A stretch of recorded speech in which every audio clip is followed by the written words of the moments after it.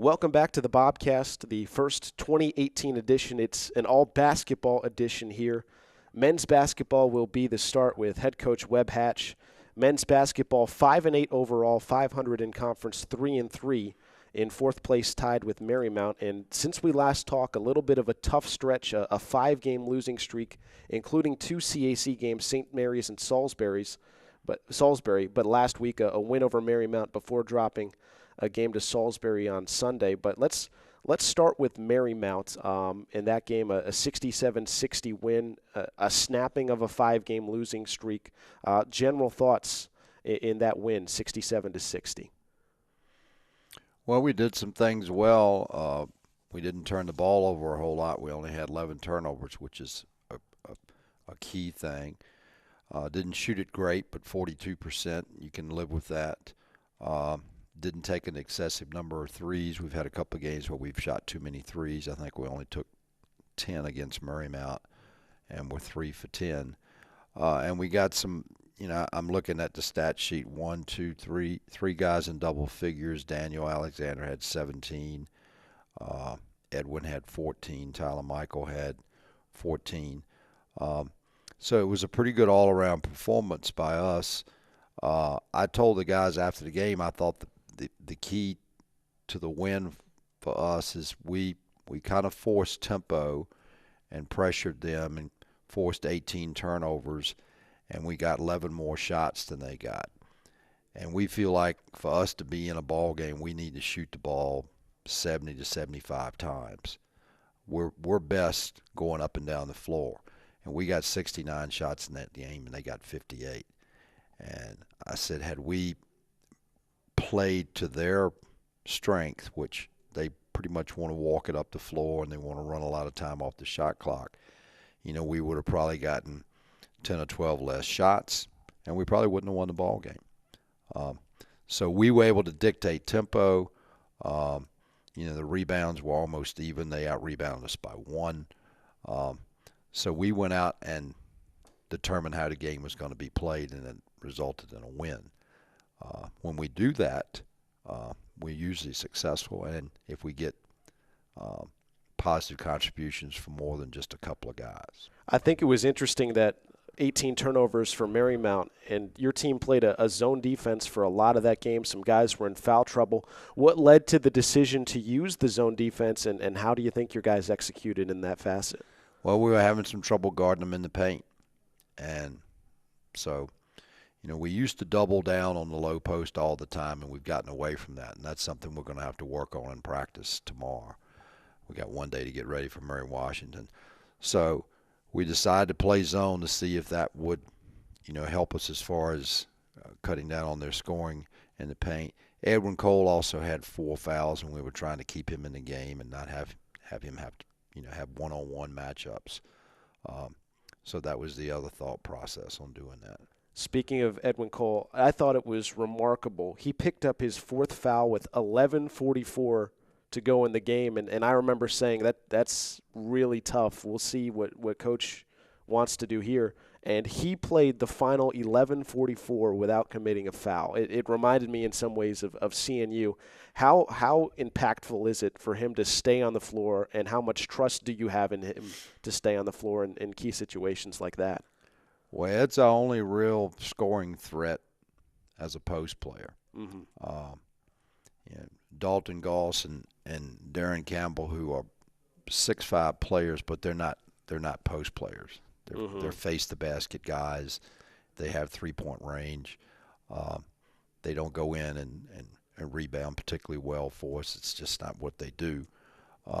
So if we don't have Ed in the game, we've got a real issue as far he gets us 10 rebounds every night.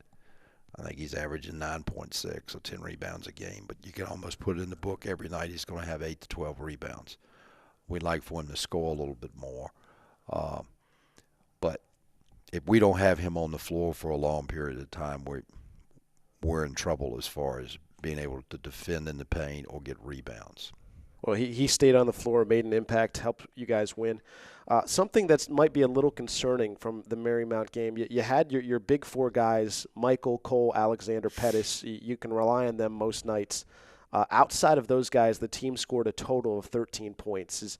Is that sustainable for winning games, and how do you rectify something like that?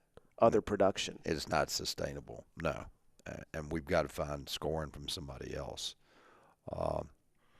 And we've got to work on that tomorrow during practice. But it's a real problem. Daniel Alexander has had a pretty good run here the last 3 or 4 games as far as scoring, and his shooting percentage has been very, very, very, very good. But I don't know how long he can sustain that. But we need somebody else to be shooting in the 50% range and getting us 15, 18 points. Yeah, he's a guy who's top 15 in every counting stat: points, rebounds, assists, steals, blocks, and shooting 53% in the conference. I think he's had a breakout season. So kudos to him for a good stretch. I do want to shift gears to the Salisbury game where you fell behind early, down 7-0, down 10 early on, and came back. Before we get to the run that helped you get back, how did playing on Sunday, did that affect anything in terms of your team's readiness or the energy that you saw? I mean, they had to do the same thing. Uh-huh. We would have preferred to play Saturday. It got us off our cycle a little bit, but as I told the guys before the game and after the game, I said they're the ones that had to travel. They're the ones that really were more upset in their normal routine than we were. I mean, we were home. Mm-hmm. We had about an hour and 15-minute practice on Saturday, and then we watched tape for about 20 minutes, which is fairly typical of what you do the day before a game. Sure. We knew on Friday that the game wasn't going to be on Saturday. So, we went about an hour and 45 minutes. So you can't use that as an excuse. As soon as the game started, I sensed that we weren't very focused. Yeah, you could tell. And you go, why? This is an arch rival. We haven't had a lot of success against them over the last 3 or 4 years. I think we've beaten them 1 time in 8 games. So why would – and we're coming off a win on Wednesday night. Why would we not be focused? If I knew the reason for that, I could write a book and make a lot of money. And lots of coaches would say, "Okay, you have the answer," but I don't have the answer. Very, very disappointing. I mean, we didn't take care of the basketball. We knew they were going to show this 2-2-1 press. We run a 2-2-1 press. We play against it every day. We thought that we would be fine. I mean, they're a pretty good defensive team. We knew they caused us some problems, but not to attack that press, you got to get somebody in the middle, and we had numerous possessions early on where we didn't have anybody in the middle. And, kids know what they're supposed to do. And then we were just lackadaisical as far as taking care of the basketball. We had a turnover right in front of our bench one time, and, they tipped it away, and it was a loose ball, and it's anybody's ball to get it, and we don't make any effort to go get it. We just you can't do that. You can't do that. So it's very disappointing after 28 turnovers. Our shooting percentage actually wasn't that bad. We shot 44%. I mean, that's good enough to keep you in the ball game. But 28 turnovers, I'm looking at stats. They scored 30 points off turnovers. And you only had 54 shots because of those 28 turnovers. Right, yeah, just eliminate 10 turnovers and get it down to 18. That's 10 more shots you have. And, rather than being down 14 or whatever we were at halftime, 14 at halftime, maybe you're only down 6-8. And then when you do get down 20 plus in the second half, maybe you're only down 12 or 14. And, it's still doable. But, shoulda, coulda, woulda. Down early, but you come all the way back to cut it to 24-22, and then you go almost 4 minutes without a basket. That's the big 14-0 Salisbury run. The game's not close again. Did that stretch to bring it back to 24-22 sort of validate, like, hey, your team can play with Salisbury if it's focused, but Sure. It took too long to wake up? Sure. And, and that's on me when they had that, I guess it was a 14-0 run. I should have probably taken a timeout in there and specifically said, let's run the following play the next time down the floor and really try to get a good look. And so calling timeouts a lot of times you want your team to figure out a way to play through it and fix it themselves. And sometimes they can't do that. And so you need to take the time out and say, okay, let's run such and such a play. Let's try to get so-and-so a shot this possession. We know who's probably going to shoot it for us if we execute the play properly. So now we're anticipating the rebound, at a certain point within the offensive set. So, I don't blame the kids for everything. We win together, we lose together. I make some good decisions. Sometimes I make bad decisions, just like they do. So probably a timeout during that run might have been helpful, and I didn't take one. To build off that, it seemed, sitting courtside at the table that the players at some points, even in the second half, were frustrated. The ball didn't bounce their way. Some shots didn't fall. They didn't win 50-50 balls. Are there some things that you as a coach can't control, and it needs to come from one of them? And is that challenging for you to kind of just wait? Absolutely. I don't know anything about soccer, but I know there's a limited amount of coaching during the game in soccer. Uh-huh. They have to get ready before the game, and then once the game starts, they kind of have to let their kids play. And sometimes, I think that's kind of how soccer works. And yes. Obviously we've got all these timeouts. I got 6 timeouts. The other guy's got 6 timeouts. That's 12 times the game can stop. Not to mention if you got media timeouts. But sometimes kids have to fix things. The players have to play through things, and they have to make adjustments. And I don't like to overcoach. I think when I was a younger coach, I did. Maybe I don't coach enough now. I don't know. But yeah, it was a little disappointing. I thought our guys got frustrated with themselves. Some during the second half, and that was disappointing. I didn't think anybody really stepped up and kind of took charge. And you could tell that the game itself meant a lot to them for it being Salisbury, and it just never really straightened out. I want to hit one more point from the Salisbury game. James Foley, number 15 for them, had scored 35 points all season and had 22 points in the game. He's a big post player off the bench who did quite a bit of scoring against your second unit and even against your first team guys. You sort of referenced it against Marymount, but the struggles inside to defend those scorers, what needs to change for you guys, and how can you change it even quickly in the course of a season? We may have to play more zone. It's not going to fix everything, but we may have to play more zone. We don't have anybody in the paint for us that's a big, bulky stud athlete. Mm-hmm. Edwin Cole is long and lanky, and there's certain scenarios where he's pretty effective, but he's not particularly good at guarding people who back him down. Sometimes he can influence shots a little bit, by blocking the shot or altering the shot a little bit, but he's not particularly strong, and guys can take advantage of him down there.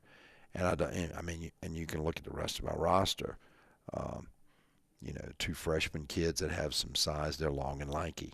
Yep. And it's real easy for people to bully them down there.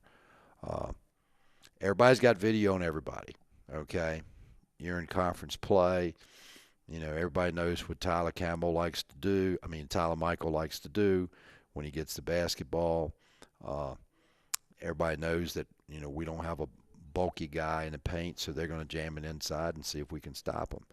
So we used to double the post a lot, and we've gotten away from doing that the last couple of years, but I think that's something we're going to have to look at doing. The problem with that is if you do it, you got to have great rotations out of the double team. You expose yourself other places. For 3-pointers. And people haven't shot the 3-pointer extremely well against us. I'm looking, Salisbury was 6 for 18 yesterday. 33% as a coach. If you shoot 33% on threes, you're pretty happy.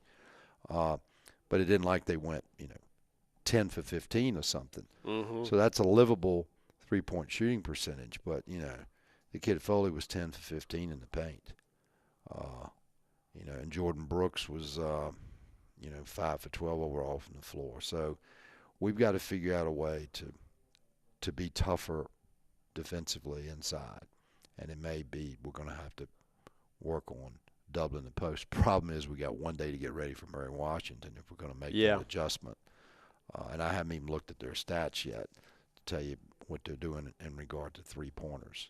They have a freshman who came and hit over 10 in his first game of the season. So look out for him. I think that's a huge storyline going forward, paint players. And an interesting one that I've seen in wins versus losses, you have your big four guys. Those secondary guys, Goss, Campbell have a similar role. Jordan Johnson, who was really good in, say, a win over CNU, but kind of has trouble creating for others on the floor. He seems to dominate the ball when he's on the floor. How do you get those guys back on track? Because it seems when they struggle, your team in turn struggles. Yeah, John Krikorian, the CNU coach, I got a text message from him after we won the game, which was real nice, and he said, "You kids played really well," and he specifically named a couple of reserves off the bench who made major contributions in that game. We've just got to keep working in practice and trying to get these guys to step up and make contributions, whether it be helping us defensively, whether it be getting us some rebounds, whether it be knocking down some free throws or hitting some open shots.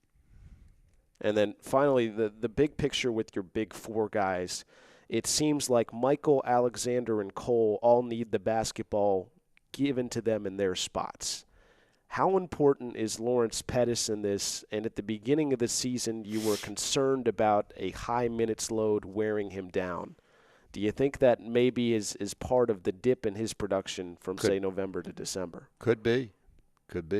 He doesn't, he mentioned he was tired once yesterday.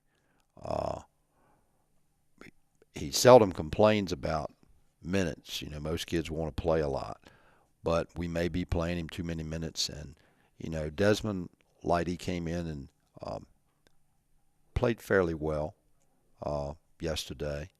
How many minutes did he have? I think he had about 7 or 8 minutes. So we may have to give him more time, or we might have to slide Tyler or Daniel to the point some. The problem is if I play Daniel or Tyler at the point, that puts more responsibility on them to run our team, which will possibly make it more difficult for them to be scorers, to where they can focus on being a scorer. They're getting the ball to other people in their spots rather than getting it where they need to be.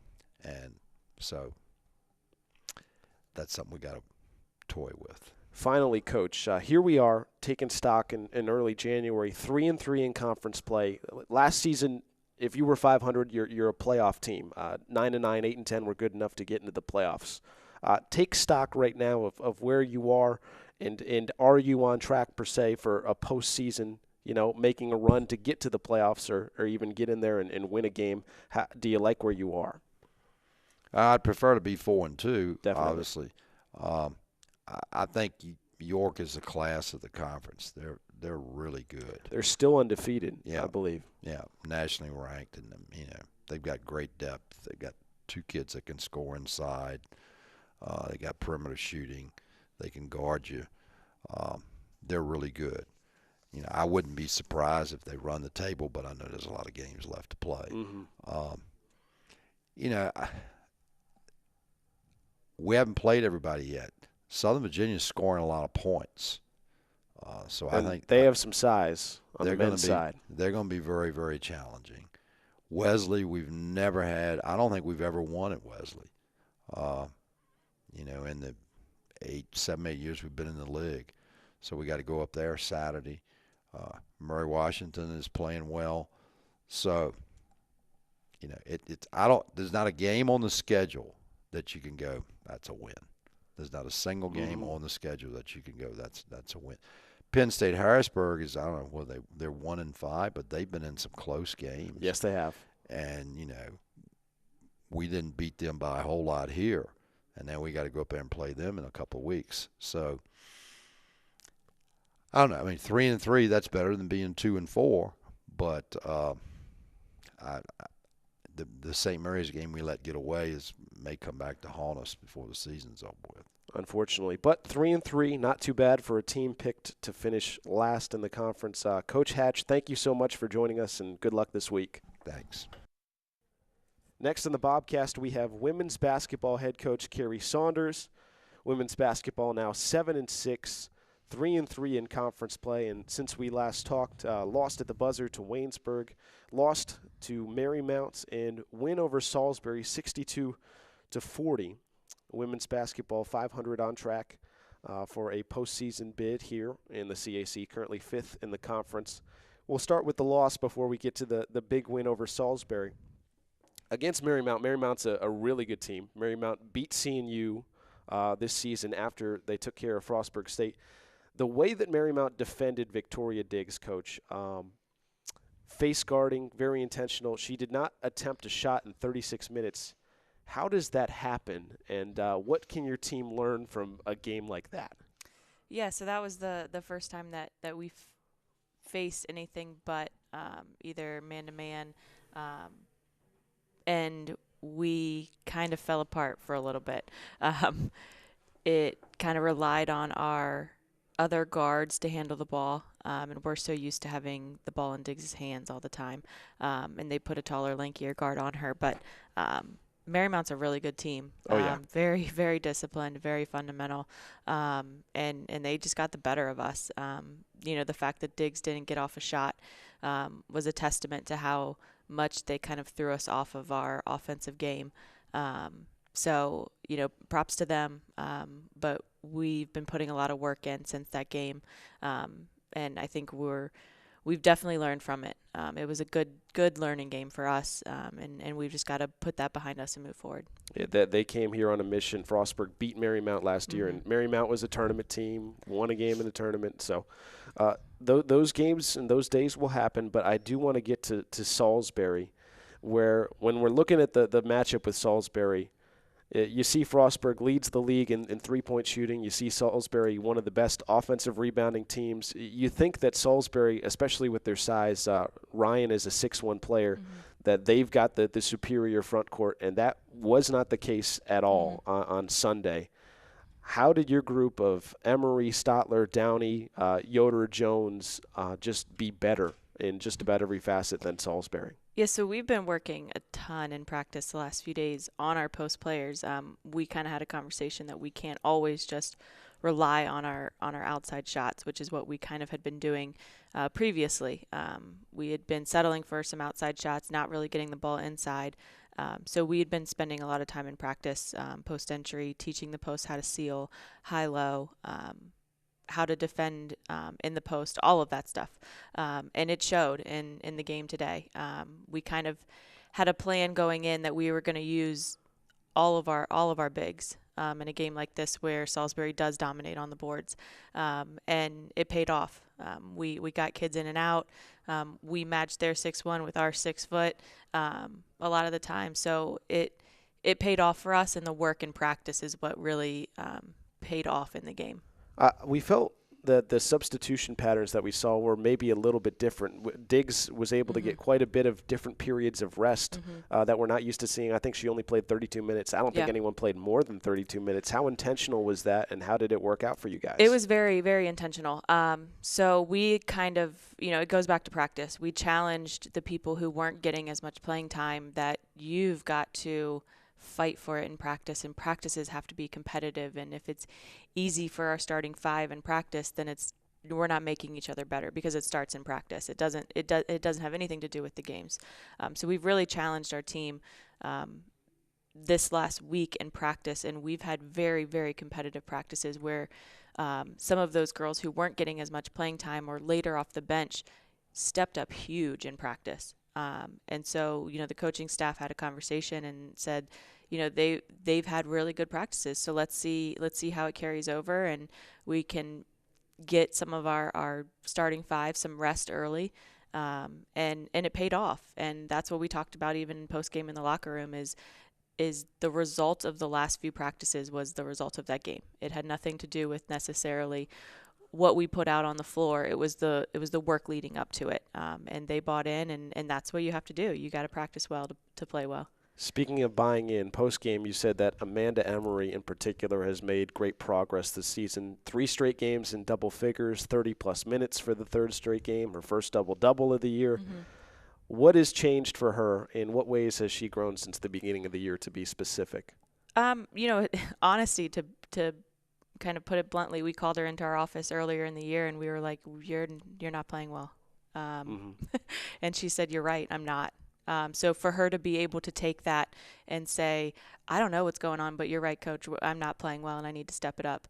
And that's a huge thing to say as a player, to kind of agree and put it on your own shoulders.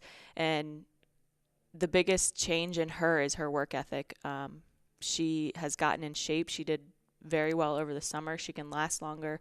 And she has just done all of those little things. She's on the floor. She's getting rebounds. She's boxing people out. Like all of those little things. And that's what's resulting in the points and the success, is doing those little things. And told her something in practice the other day. The next play she did it. She's been very, very coachable. And that's what's progressing her. The 4th quarter against Waynesburg really stands out to me for her. She had 10 points, and at the very end of the game, down 2, she was the one who got the ball, and she came through for you guys. Yeah, Jasmine did a great job. She came and got the ball.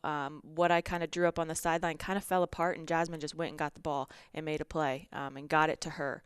And Jazz knew that she would finish if she got the ball to her.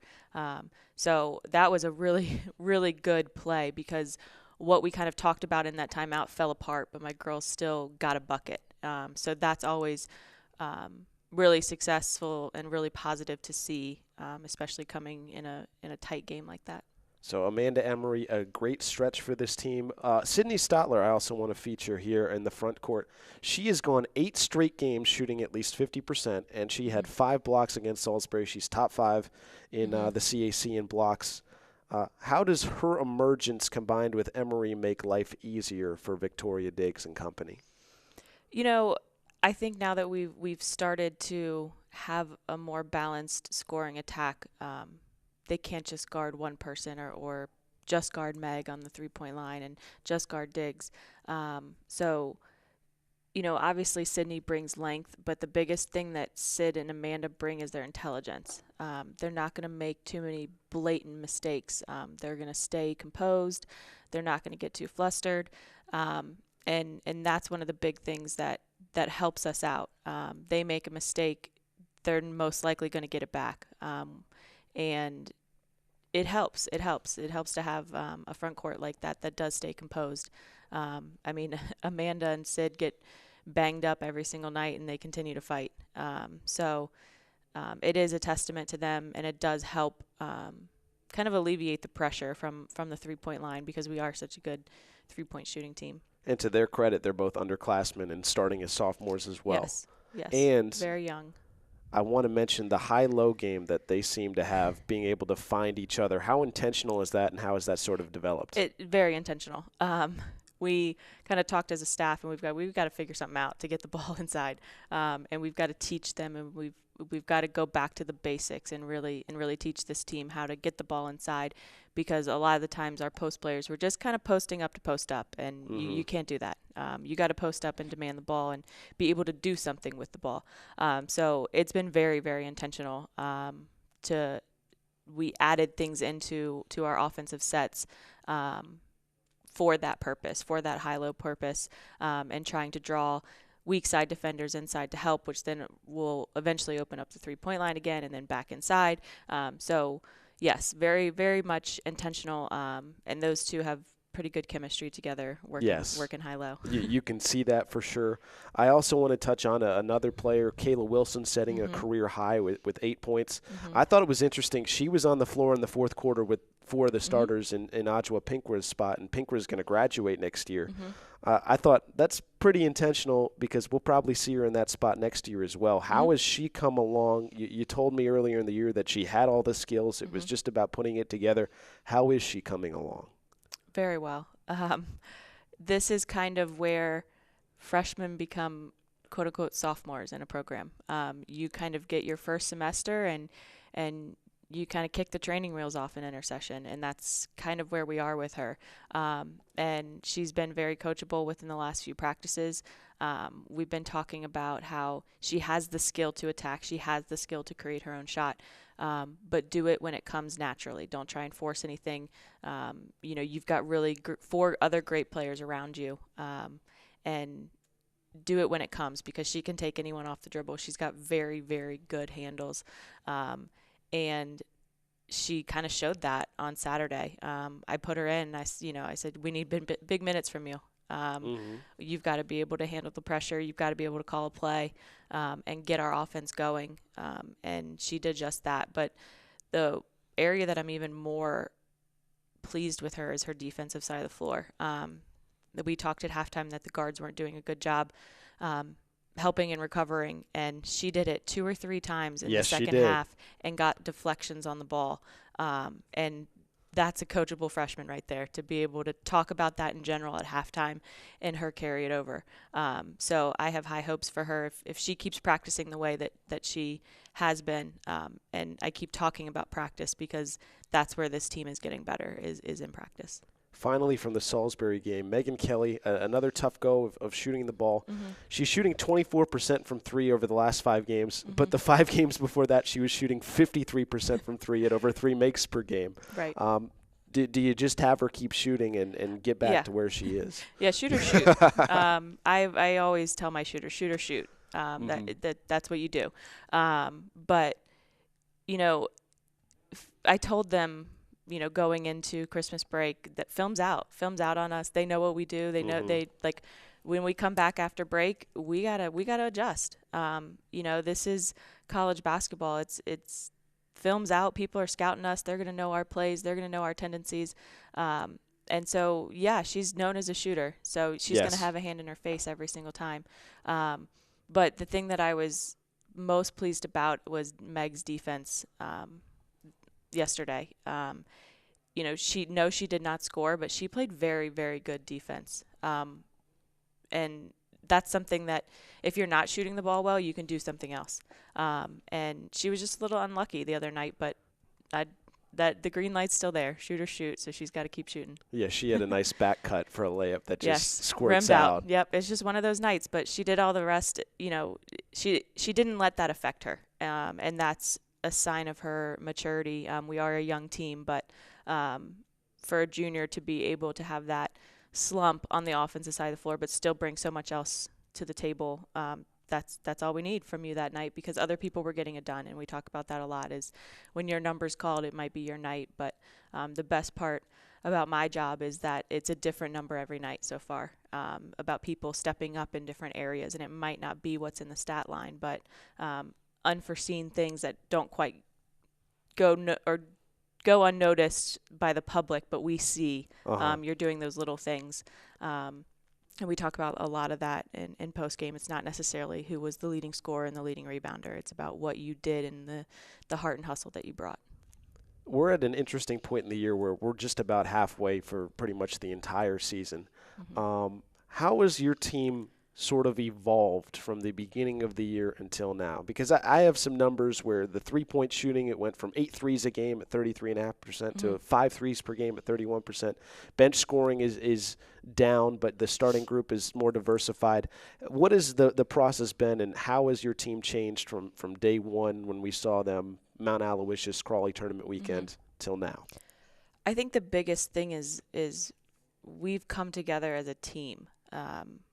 In the beginning of the year, we were kind of relying on some people to just get it done, while others didn't quite have the ball in their hands a lot. And we've been stressing, team, get the ball moving. You shouldn't have the ball in your hands for more than a few seconds. Passing, cutting, doing something that's not necessarily within the set but doesn't get us out of the set to keep the defense honest. All of those different things, I think, have played a part of who we are now. The biggest thing that I've seen changed is the intensity of the team in itself. Whereas before it was kind of just, we kind of were squeaking by a little bit. with some of the wins and some of the close games that we had where we weren't really playing well, but we were either pulling it out or staying close. And we had that conversation of when you hit CAC and after Christmas break, it's go time. There's no time for mediocre effort in the CAC. So I think the biggest thing is challenging them as a team and as a collective unit and getting the ball in other people's hands. Like, we talked about earlier, into the post and back out of the post and into other people's hands besides Diggs and some of the other leading scorers. And with some personnel changes throughout the year, it's kind of opened up positions for other people to step into roles. So I think the biggest difference between first half and second half is I think we're playing much better as a team and as a collective unit, and they have confidence in each other that my teammate is going to get it done. If I give them the ball, I have confidence in them to make a good decision with it. So it's again goes back to practice. That's how we've been practicing, and that's what we've been preaching every single day is no one-on-one stuff. Get together as a team, keep passing the ball, cutting, get creative. I'm a very creative coach as far as read your defense and create within the play. So I think that's a big testament to the girls is they're comfortable with each other at this point, and for the most part like to be around each other, and there's a good competitive spirit right now that we've got. So we got to hang on to that. Finally, what have you seen from this team that sort of differentiates or shows even more potential than last year's team? A reminder, last year 10-8 in conference, 8-0 against the bottom four, 2-8 against playoff teams. You're pretty much on pace for that again. What makes the team unique this year, or is the team better in a particular way? I think the team is we're young, but we're veteran all at the same time. So this is the first year, especially since and you only have one senior in Pinkra. Yes, we have one senior and two juniors, and so it's youth, but it's experienced youth because Diggs and Sid and Yoder and Amanda, all of those girls got playing time last year as freshmen, and tons of it. So yes, we're young, but we threw them all into the fire last year, and we kind of came out with our head above water, which gave us confidence, and we were that playoff team, and we did that with young kids. So this year, they don't feel like sophomores. They don't feel young, and I think that's we're on a good pace. We talked about non-conference and getting those non-conference wins up, and we've done that. We've dropped the ball in a few, but we've got a long road of the CAC ahead of us. And I think that we can snag a few of these wins here on the top side, but we got to take care of business with the other teams that we should be ahead of. This week, Mary Washington and Wesley. Mary Wash was a tournament team last year, played Amherst in the tournament closer than anyone else, played Amherst in the whole tournament, and Amherst won the whole thing. Lost last year in both matchups. What is the challenge that Mary Washington presents? The challenge is their program. Their program is a very good program. They lost a lot, but she's reloading. In a team like that, they don't go down for so long, or a program like that. The challenge for us is to play like we know how. Don't look at who we're playing. Don't look at, this person's averaging this many points a game. We've got to shut her down. We play our game and we play our defense. We are successful. Focus on us because we are a very, very, very good team, and we have to remember that. But we have to come out and we have to play every single night. So a lot in practice, leading up to these games this week is all about us, focusing on us, getting better at us, perfecting what we do within our system, and we'll be fine. Well, keep having those good practices, Coach. It showed really in the win over Salisbury to handle them. And good luck the rest of the way. Thank you for joining us in the Bobcast. Thank you.